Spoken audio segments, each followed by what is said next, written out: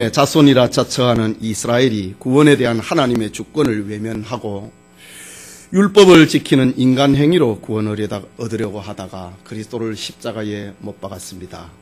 그리고 하나님께 버림받은 자가 되고 말았습니다. 그렇다고 하나님께서 이스라엘을 아주 버리신 것은 아닙니다.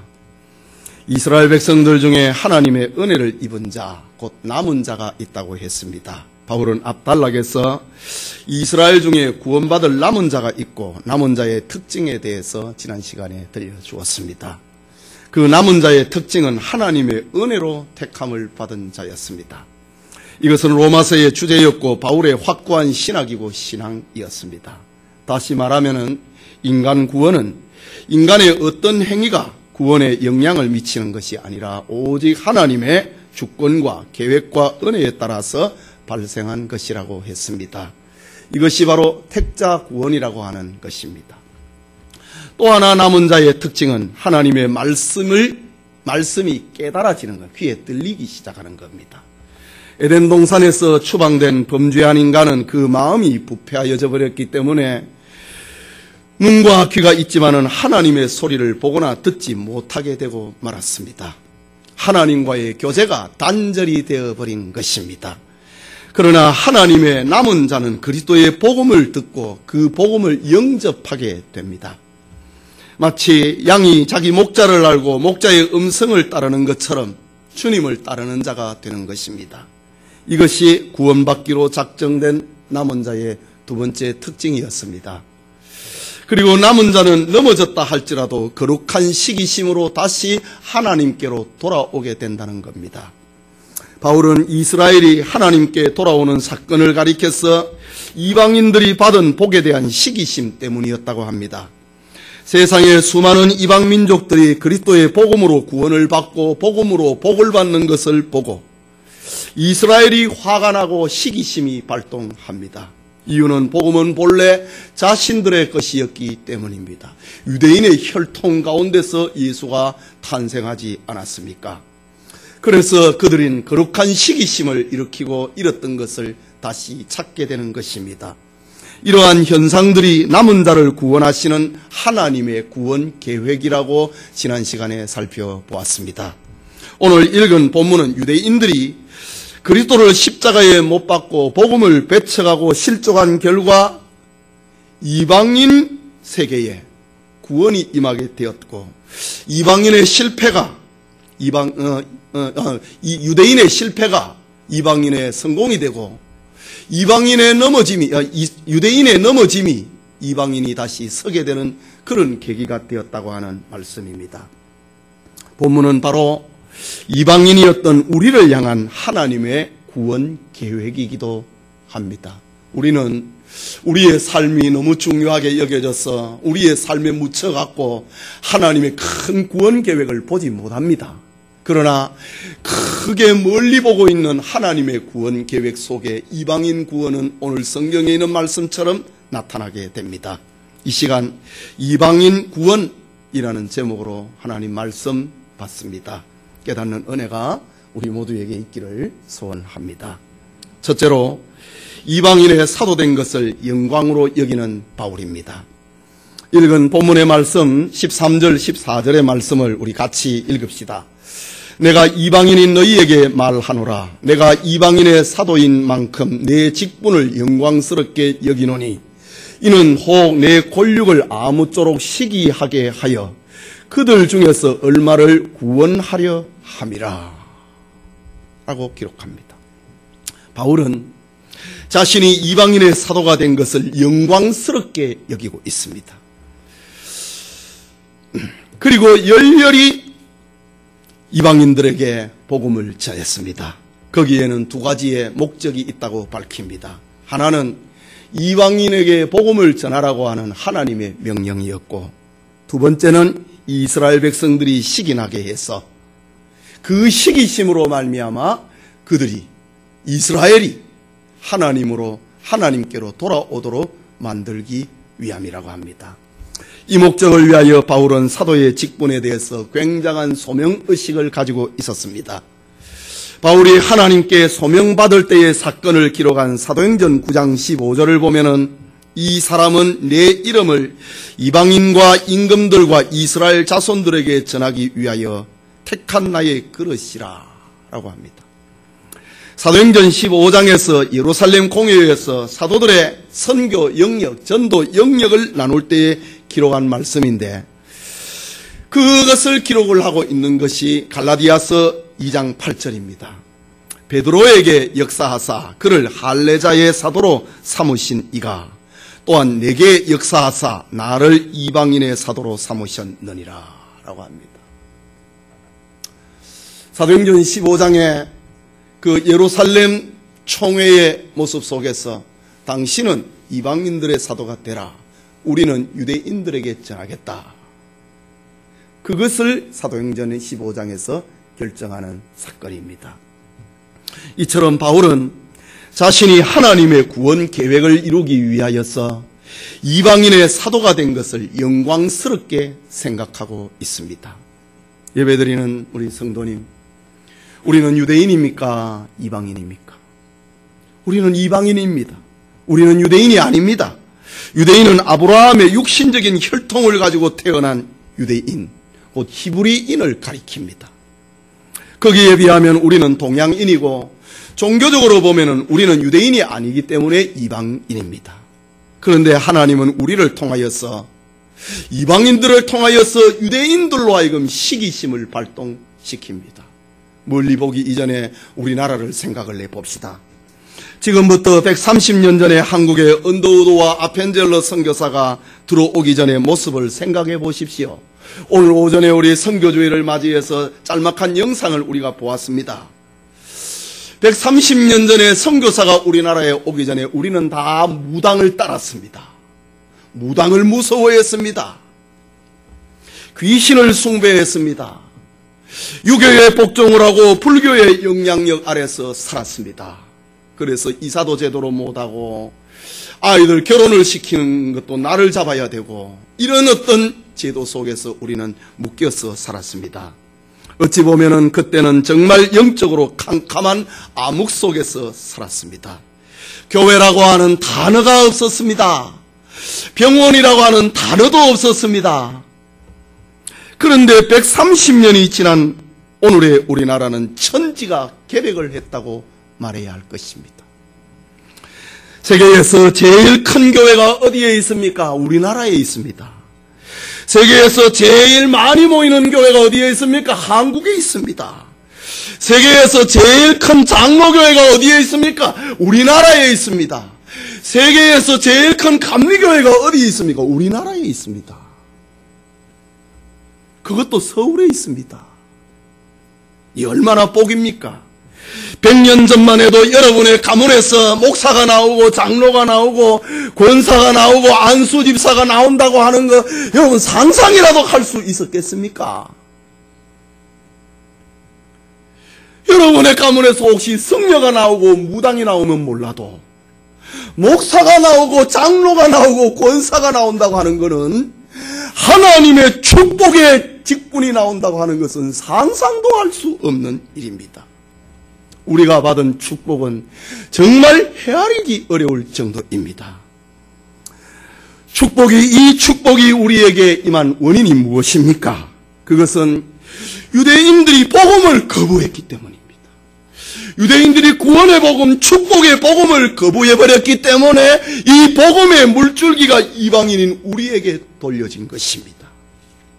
다르게 표현하면 한 민족의 실패, 한 민족의 무너짐, 바로 이스라엘의 무너짐, 유대민족의 무너짐, 이것이 다른 민족에게는 축복이 됐다는 것입니다. 예수 그리스도가 가난하게 되심으로 우리가 부요하게 되었습니다. 그렇다면 유대인의 넘어짐이 잘한 것인가? 그것은 아닙니다. 그들의 넘어짐, 그들의 실족함, 그들이 그리스도를 뺏어가고 십자가를 못 박은 것은 너무나도 불행한 일입니다. 예수님을 십자가에 못 박아달라고 총독 베드로에게 외쳤던 그 백성들의 소리를 우리가 기억하십니까? 마태복음 27장 24절과 26절에 보면은 베드로가 물을 가져다가 무리 앞에서 손을 씻으며 이르되 이 사람의 피에 대하여는 나는 무죄하니 너희가 당하라 백성이 다 대답하여 이르되 그 피를 우리와 우리 자손에게 돌릴지어다 하거늘 이에 바라바는 그들에게 놓아주고 예수는 채찍질하고 십자가에 못 박히게 넘겨주니라. 유대인들은 예수님을 십자가에 못 박고 그 피를 우리와 우리 자손들에게 돌려달라고 합니다.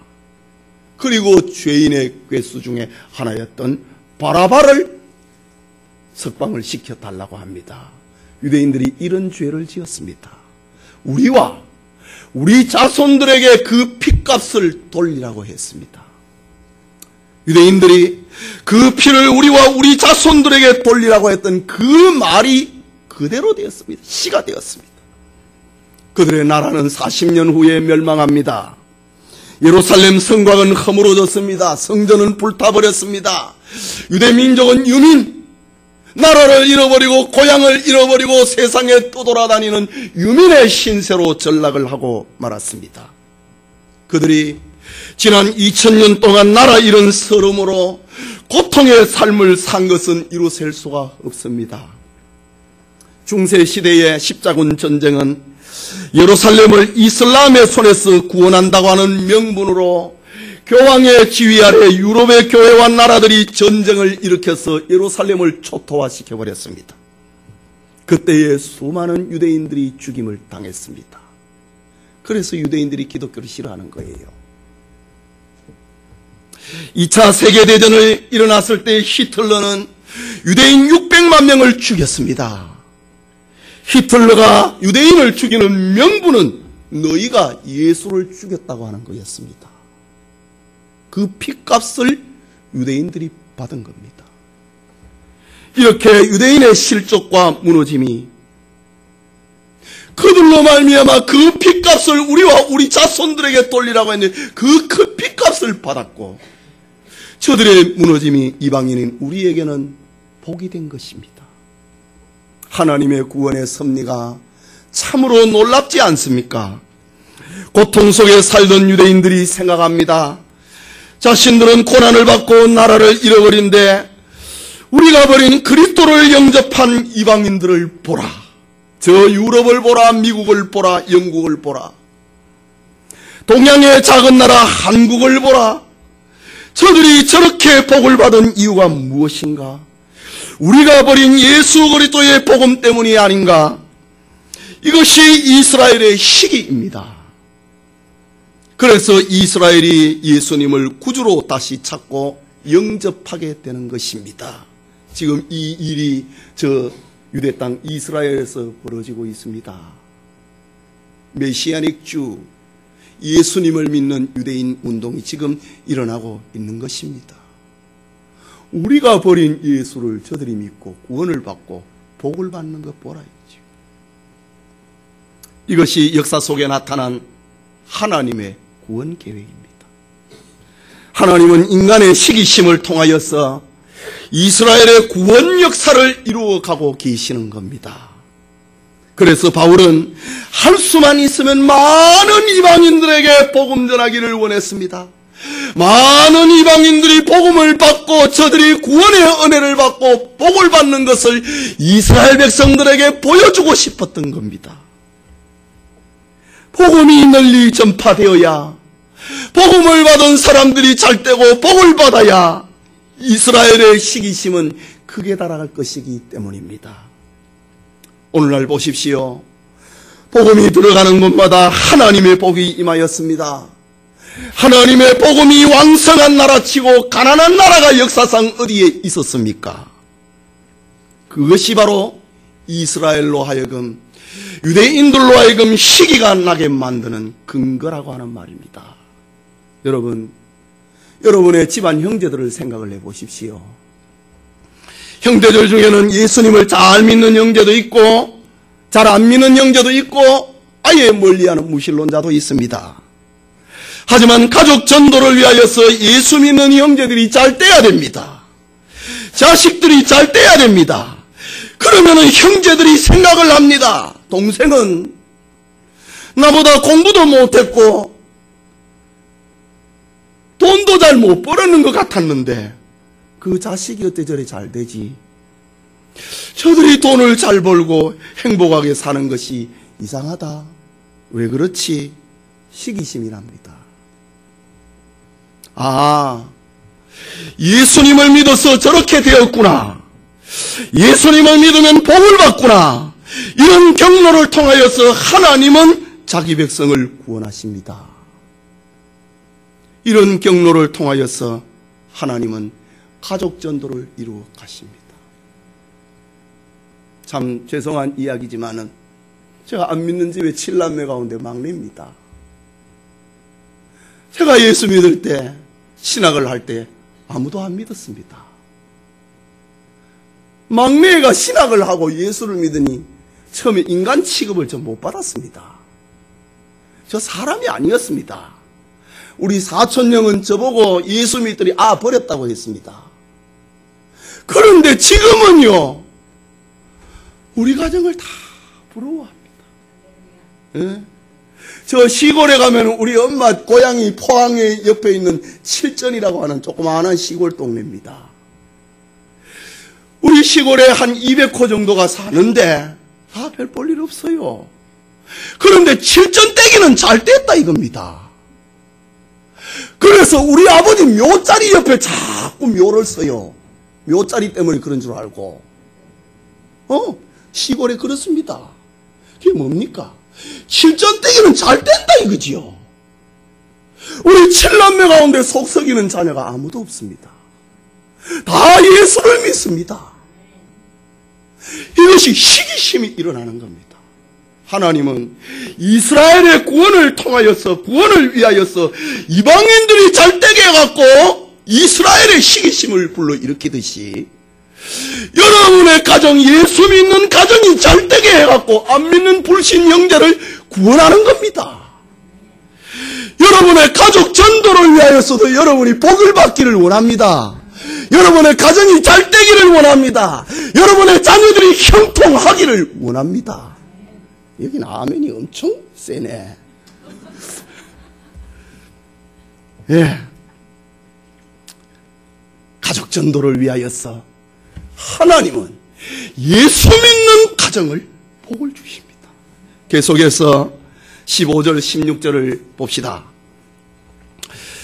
그들이 버리는 것이 세상의 화목이 되었거든 그 받아들이는 것이 죽은 자 가운데서 살아나는 것이 아니면 무엇이리요. 제사하는 처음 익은 곡식 가루가 거룩한 적 떡덩이도 그러하고 뿌리가 거룩한 적 가지도 그러하리라. 조금 어려운 말씀처럼 다가옵니다. 이 말씀은 이스라엘이 예수님을 믿지 아니함으로 하나님께서 그들을 버렸다고 합니다. 하지만 이스라엘이 이스라엘이 하나님 앞에 버림을 받는 것이 세상에게는 화목이 됐다는 말입니다. 이 말이 무슨 말입니까?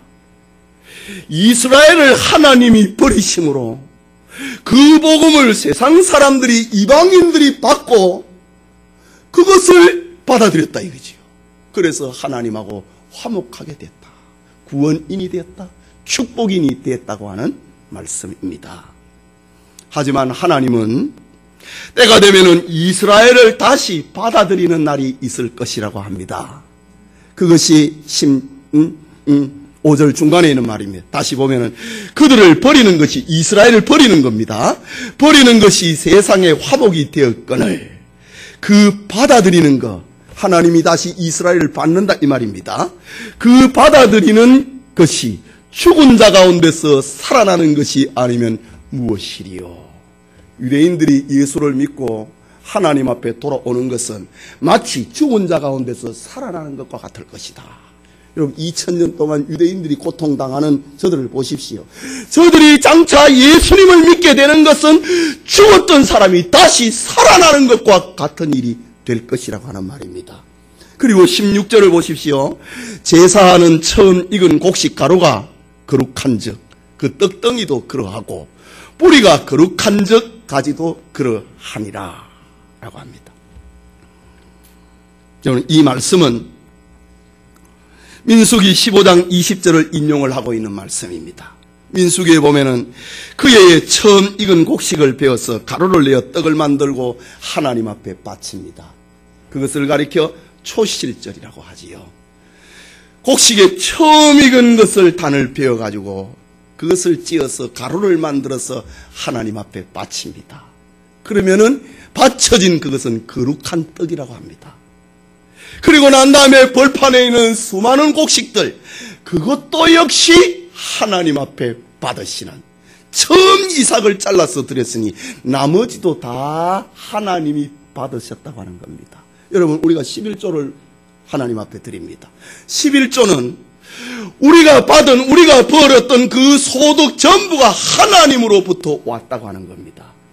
그것을 상징하고 있는 것이 10분의 1을 하나님 앞에 드리는 것입니다. 10분의 1을 하나님 앞에 드리는 것은 나머지 10분의 9도 하나님으로부터 왔다고 하는 것을 인정하는 신앙 고백입니다. 그래서 이런 신앙 고백이 없으면 11조 못하는 겁니다. 오늘 지금 이스라엘 사람들이 저 밭에 휘어져 있는 수많은 곡식을 쳐다보면서 초실절에 첫 이삭을 베어서 가루를 내어서 그것을 떡을 만들어 갖고 하나님 앞에 바칩니다. 그런데 그 나머지 떡도 다 하나님 앞에 바쳐진 것과 마찬가지다 라고 합니다. 바울은 연거푸서 또 하나의 비유를 들려줍니다. 뿌리가 거룩한 즉 가지도 그러하니라 라고 합니다. 구약시대에 높은 사람이 어떤 곳을 공식 방문하면 그곳에 기념식수를 합니다. 오늘날에도 우리나라에도 무슨 대통령이 어느 학교를 방문했다 그러면 그 기념식수를 나무를 하나 심는 거 있지 않습니까? 지금 바울은 그런 모습을 지금 떠올리면서 이 성경을 기록을 하고 있습니다. 어린 나무를 심어서 하나님 앞에 기념식수를 하는 겁니다. 뿌리가 거룩하면은, 뿌리는 이스라엘의 조상입니다. 그리고 처음 익어서 하나님 앞에 베어드렸던 것, 그것도 이스라엘의 조상을 가리킵니다. 그 나머지 떡덩이들은 그 후손을 가리킵니다. 뿌리가 거룩하면은 그 가지도 거룩하다. 이 말이 지금 바울이 무슨 말을 하고 싶어서입니까? 이스라엘은 버림받지 않았다는 겁니다. 뿌리가 거룩하다면 이스라엘의 조상 아브라함과 이삭과 야곱이 하나님 앞에 거룩하게 부름을 받았다면 그 후손도 버림받지 않았다는 겁니다. 곡식을 타작을 하면서 첫 이삭을 베어서 하나님 앞에 바친 그것은 모든 것이 하나님으로부터 온 것임을 고백하는 것이었다는 겁니다. 바울이 들려주고 있는 이 비유는 이스라엘이 비록 범죄하고 인류 최악의 범죄인 그리스도를 십자가에 못 박는 죄를 지었지만은 하나님께 영원히 버림을 받지 않았다고 하는 그 소망을 지금 이야기하고 싶은 것입니다. 우리가 잠시 가지가 꺾이고 버림을 받은 것은 오히려 너희를 위하여 이방인들을 화목시키기 위한 하나님의 계획이었다. 그러면 우리가 버림받았느냐? 첫 이삭이 하나님 앞에 바쳐진 거룩한 것이 되었다면 그 떡덩이도 다 거룩한 것이고 나무의 뿌리가 거룩하다면 그 가지도 거룩하지 않겠느냐? 이스라엘의 조상이 하나님의 은혜를 받았다면 그 후손들도 복을 받았으니 이스라엘 후손들은 버림을 받지 않았다라는 겁니다. 그게 둘째로 바울은 접붙여진 돌감람나무의 비유를 들려줍니다. 17절의 말씀 우리 같이 읽읍시다. 또 가지 얼마가 꺾이었는데 돌감람나무인 네가 그들 중에 접붙임이 되어 참감람나무 뿌리의 진액을 함께 받은 자가 되었은즉 라고 합니다. 바울은 돌감람나무, 감람나무는 올리브 나무를 두고 하는 말이죠. 여러분 부엌에서 올리브 기름을 짜는 거 이스라엘에서 가장 흔한 나무들의 이름입니다. 바울은 돌감람나무와 참감람나무의 비유로 이야기합니다. 유대인들은 참감람나무고 이방인들은 돌감람나무입니다. 참감람나무인 유대인들이 예수님을 거부함으로 그 가지가 꺾였다고 합니다. 찢겨졌다고 합니다. 잘려나갔다고 합니다. 그리고 그 잘려나간 그곳에 돌감람나무 가지를 꺾어서 접붙였다고 합니다. 그러자 이방인들이 유대인들의 진액, 참감람나무의 진액을 빨아들이므로 유대인들과 동일한 축복을 받게 되었다는 것을 말합니다. 여러분, 이제 유대인만이 아브라함의 후손이 아닙니다. 이방인들도 아브라함의 영적 후손이 되었습니다. 유대인만 하나님의 백성이 아닙니다. 이방인도 하나님의 백성이 되었습니다. 유대인만 하나님의 자녀가 아니라 우리도 하나님의 선민이 되고 하나님의 자녀가 되었습니다. 이스라엘의 족장들 아브라함과 이삭과 야곱에게 주신 놀라운 축복의 약속들은 이제 우리의 것도 되었다고 합니다. 그 진액을 우리가 빨아들이게 되었다고 합니다. 우리가 하나님의 축복을 생각을 할 때에, 그 원초적인 축복을 생각할 때에 창세기 12장을 생각합니다. 내가 너로 큰 복을 받게 하겠다. 내 이름을 창대케 하고 너로 복의 근원이 되게 하고 너를 축복하는 자에게 복을 내리고 너를 저주하는 자에게 내가 저주하겠다고 하는 아브라함의 복을 우리가 생각을 합니다. 아브라함은 그야말로 축복의 통로였습니다. 그것은 아브라함에게 한 것이고 유대인에게 한 것이라고 이야기합니다. 우리야, 유대인도 아닌데 우리랑 무슨 상관이 있는가? 이렇게 이야기하는 사람도 있습니다. 그러나 오늘 성경은 그게 아니라고 합니다. 돌감람나무가 참감람나무의 접비침을 당해서 이제 원뿌리의 진액을 우리가 받아들임으로 되므로 우리도 아브라함의 후손이 됐다고 합니다. 우리도 참감나무의 뿌리에 접붙임을 받았기 때문이라고 합니다.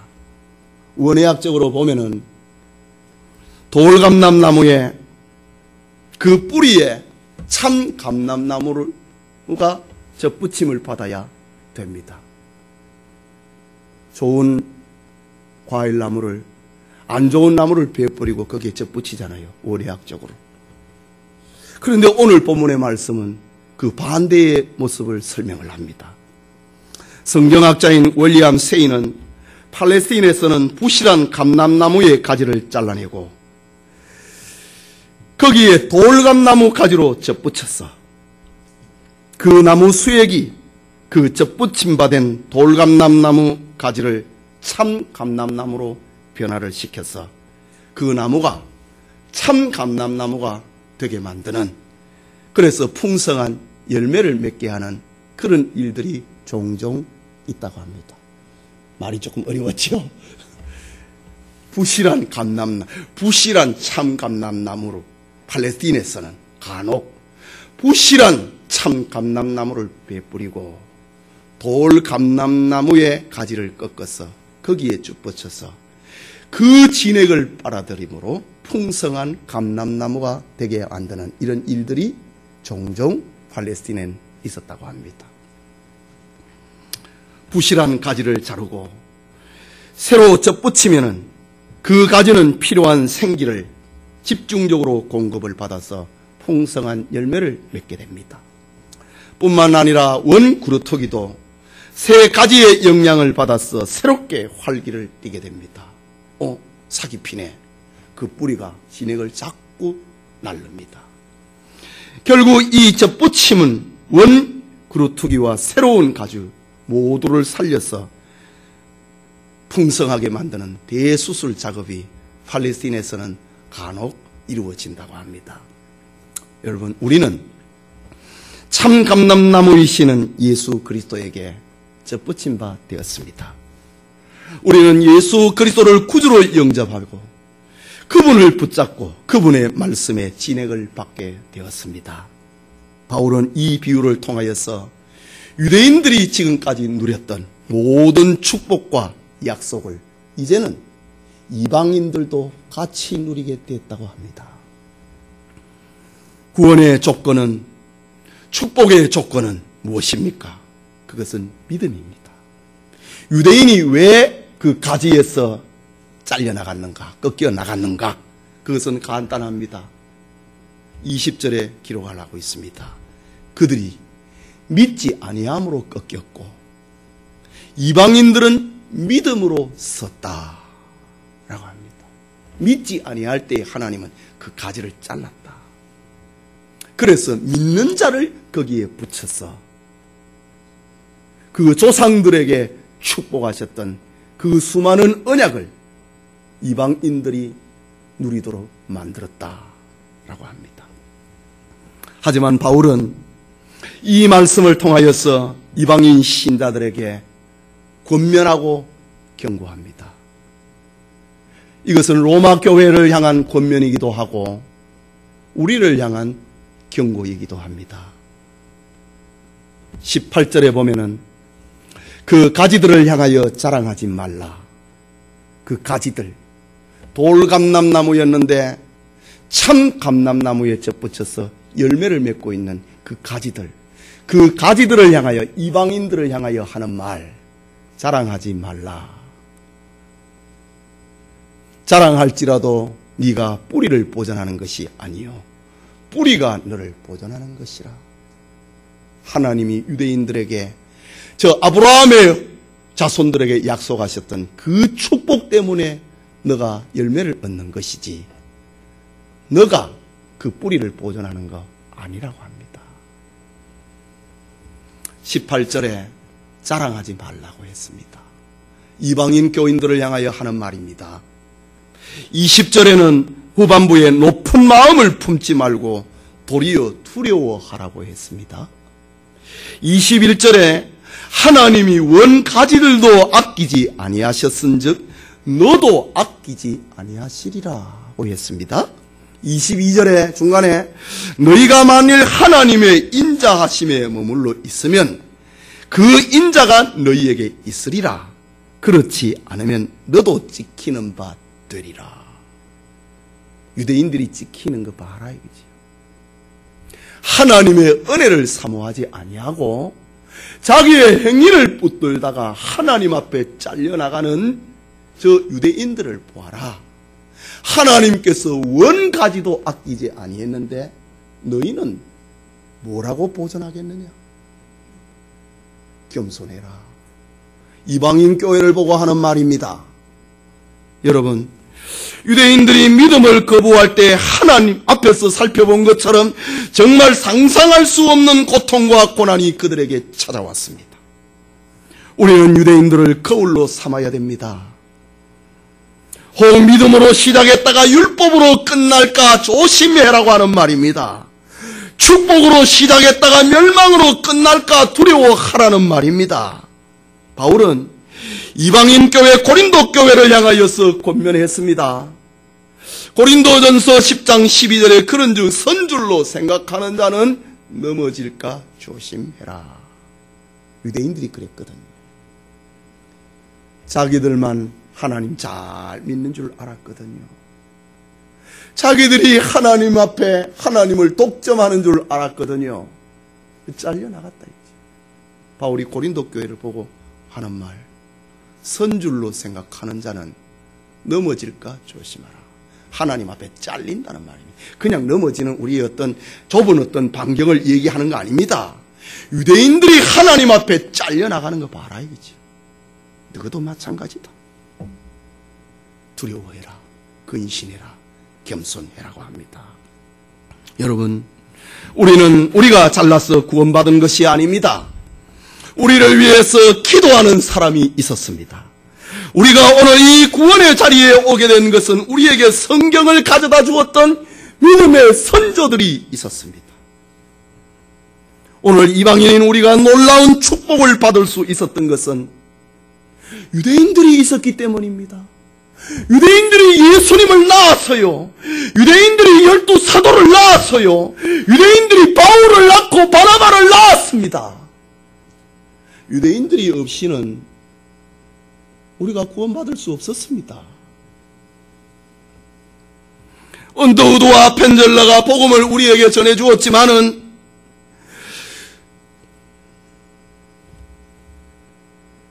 누가 언더우드와 아펜젤러에게, 누가 미국의, 영국의, 카나다에게 복음을 전해주었습니까? 다시 말하자면은 바울이 복음을 전해주었습니다. 바나바가 복음을 전해 주었습니다. 베드로가 복음을 전해 주었습니다. 사도들이 복음을 전해 주었습니다. 다 유대인들입니다. 다시 말하자면은 유대인이 구원의 복음을 전해 줬기 때문에 그 유대인 가운데 그 남은 자들이 우리에게 구원의 복음을 전해 줬기 때문에 우리가 구원 얻고 복을 받은 것입니다. 그러니까 바울이 하는 말, 가지들인 너희가 자랑하지 말라고 합니다. 근신하라고 합니다. 두려워하라고 합니다. 원가지를 아끼지 아니하고 꺾어버리신 하나님이 너희일까 보냐. 너희가 하나님의 인자하심 안에 은혜를 사모하는 하나님의 은혜를 붙드는 그 안에 너희가 머물면은 그 축복을 너희가 계승할 것이다. 그러나 머물지 아니하면 너희도 찍힌다. 라는 바울의 정말 따가운 경고입니다. 바울은 지금 로마교회 성도들, 절대 다수가 이방인들로 구성이 되어 있는 로마교회 성도들에게 자랑하지 말라고 합니다. 하나님이 원까지도 안 아꼈다. 하물며 너희도 말 안 들으면은, 믿지 아니하면은, 믿음에 머물러 있지 아니하면은 너희도 꺾인다.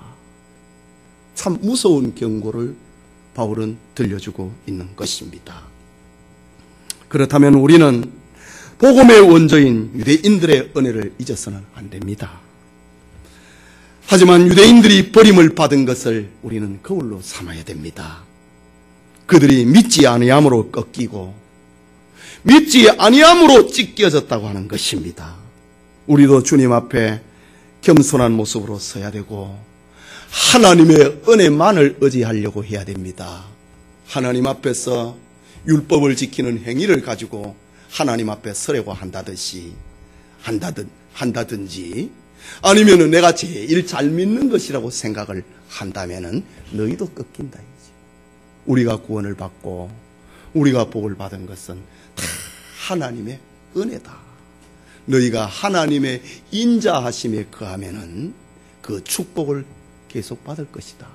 그러나 너희도 교만이 삭트면은 너희도 잘린다. 라는 경고입니다. 마지막으로 이스라엘 회복에 대한 바울의 소망을 담고 있습니다. 23절, 24절 말씀을 우리 같이 읽읍시다. 그들도 믿지 아니하는데 머무르지 아니하면, 보세요. 믿지 아니하는데 머무르지 아니하면 부정의 부정은 강한 긍정이지요. 이 말은 뭡니까? 유대인들도 행위를 버리고 믿음으로 돌아오면은, 유대인들도 율법의 행위를 버리고 예수님을 믿는 믿음으로 돌아오면은 그 말입니다. 그걸 생각하고 23절 다시 읽읍시다. 그들도 믿지 아니하는데 머무르지 아니하면 접붙임을 받으리니 이는 그들을 접붙이실 능력이 하나님께 있음이라. 네가 원 돌감나무에서 찍힘을 받고 본성을 거슬러 좋은 감람나무에 접붙임을 받았으니 원가지인 이 사람들이야 얼마나 더 자기 감람나무에 접붙임을 받으랴. 우리는 본래 지금 네가 지금 이방인 교회, 로마 교회를 두고 하는 말입니다.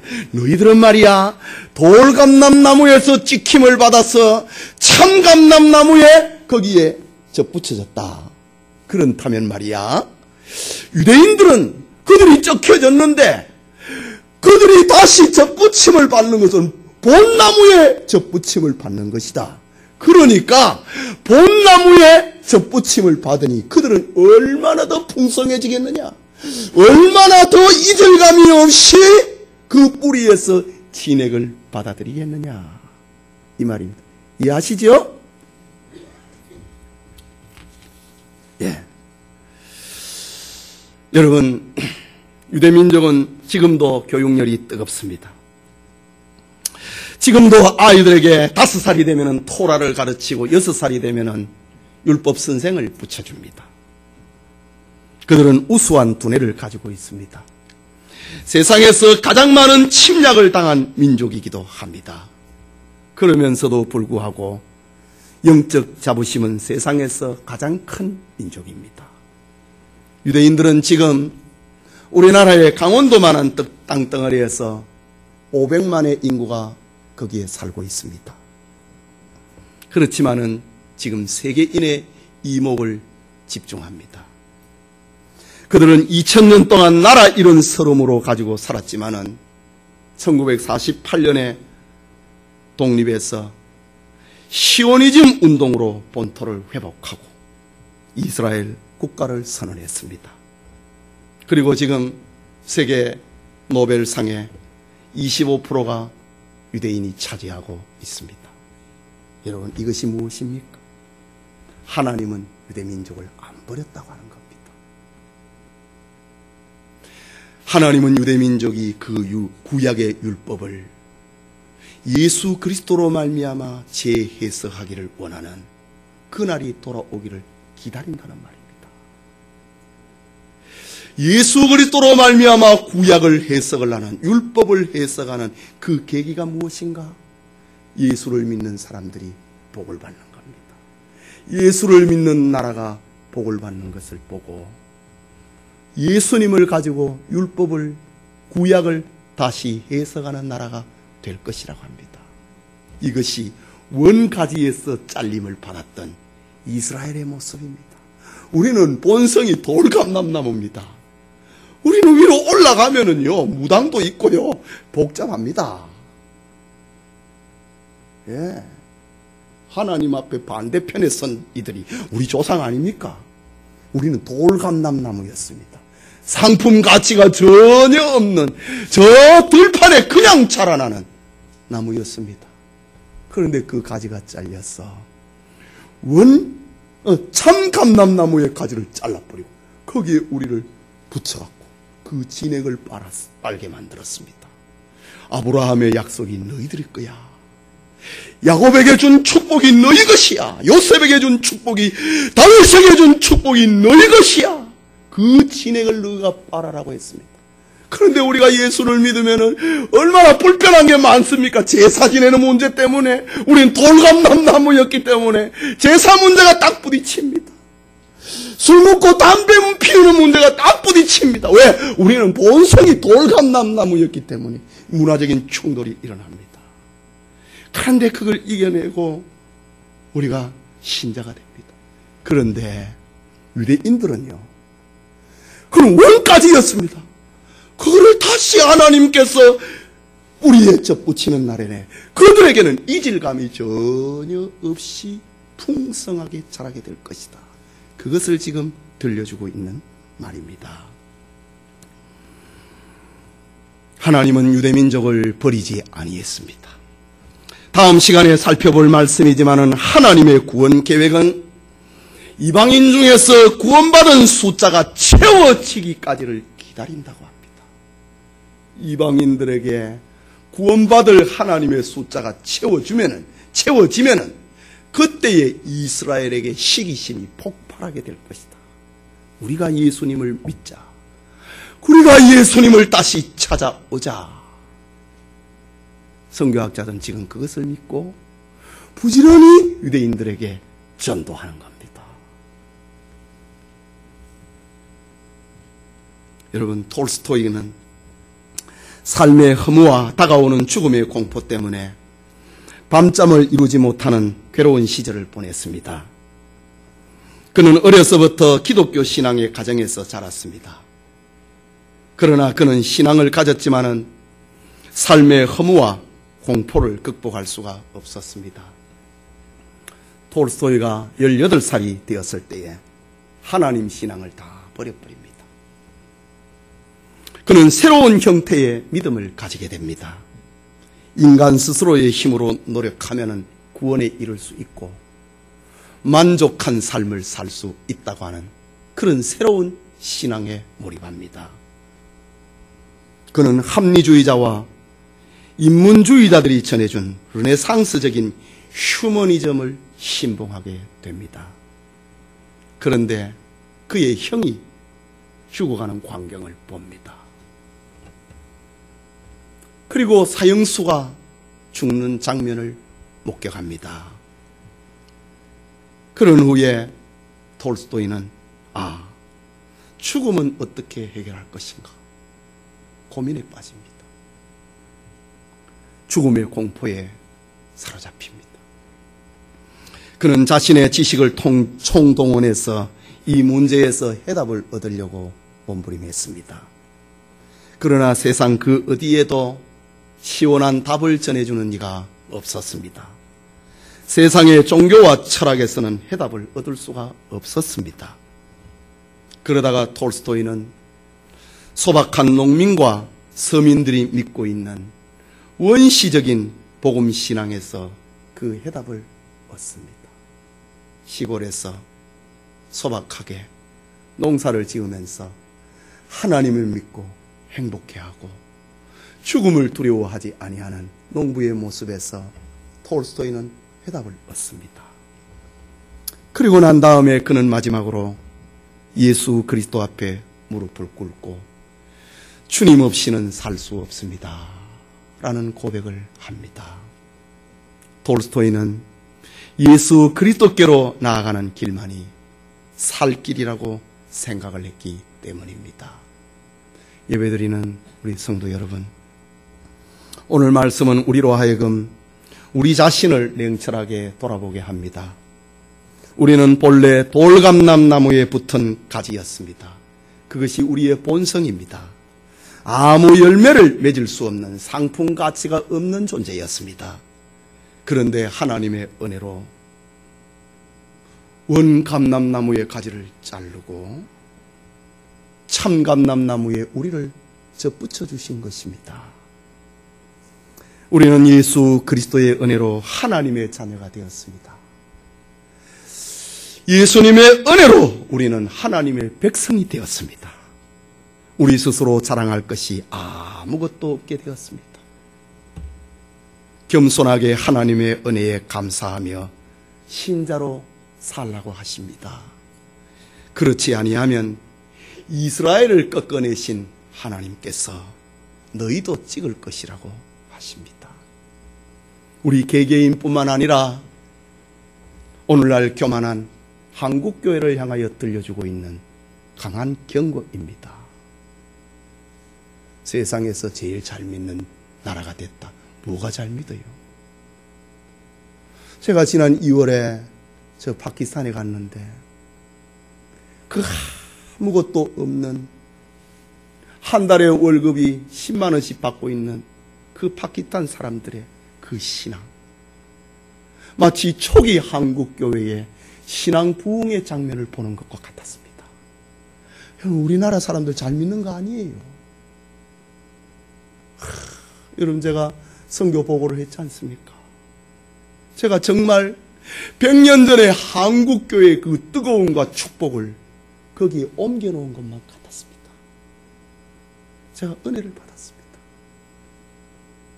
주일이 되면 이른 아침부터 토요일이 되면 주일을 준비한다고 성도들이 와가지고 큰 넓은 공간을 다 청소합니다. 그 뜨거움입니다. 그런데 한국 교인들은 제일 잘 믿는 줄 압니다. 하나님께서 원가지도 꺾지 아니 꺾어버리셨는데 너희 일까 보냐?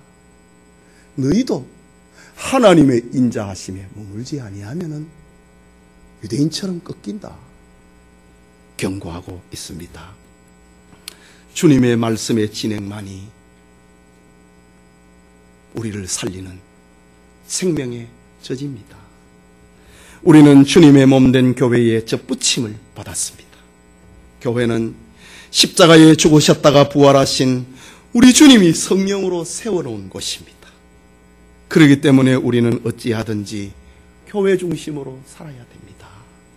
결혼을 해도 주님을 위해서, 자식을 낳아도 주님을 위해서, 돈을 벌어도 주님을 위해서 살아야 됩니다. 이것이 바로 최고의 행복입니다.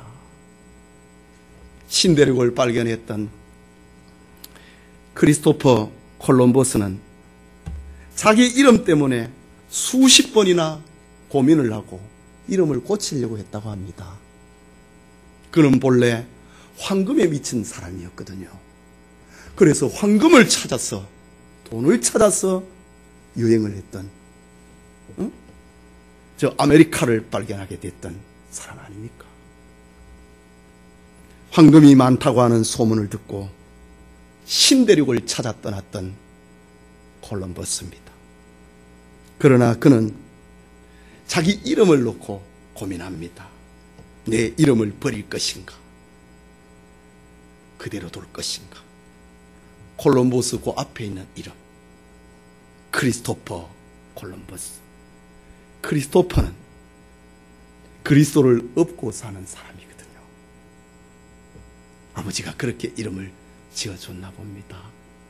너는 그리스도를 업고 사는 콜럼버스다 라는 이름을 지어줬습니다. 그의 고민은 내가 예수님을 업고 살 것인가, 황금을 업고 살 것인가에 대한 고민이었습니다. 그는 교회에 가서 며칠 동안 무릎을 꿇고 기도했습니다. 그리고 목사님 앞에서 자기 이름을 그대로 쓰겠습니다 라고 작정합니다. 콜럼버스는 그 이후로 14년을 더 살았습니다. 주님을 모시고 교회 중심으로 살았습니다. 그 이름을 버리지 아니하고 주님을 얻고 교회 중심으로 살았던 믿음의 생활 14년을 마감을 하고 죽을 때에 콜럼버스가 했던 말은 아주 유명한 말입니다. 내가 가장 행복했던 시절은 주님을 얻고 살았던 14년이었다 라고 했습니다. 황금을 얻고 살았던 지난 세월은 행복하지 않았다는 겁니다. 내가 죽으면서 하는 말, 내가 가장 행복했던 시절은 주님의 제자로 살았던 14년이었다 라는 말을 남기고 운명했습니다. 예배드리는 성도님, 우리 모두 하나님 중심, 성경 중심, 교회 중심으로 살아가는 은혜에 머무는 하나님의 인자하심에 머무르는 축복이 있기를 소원합니다.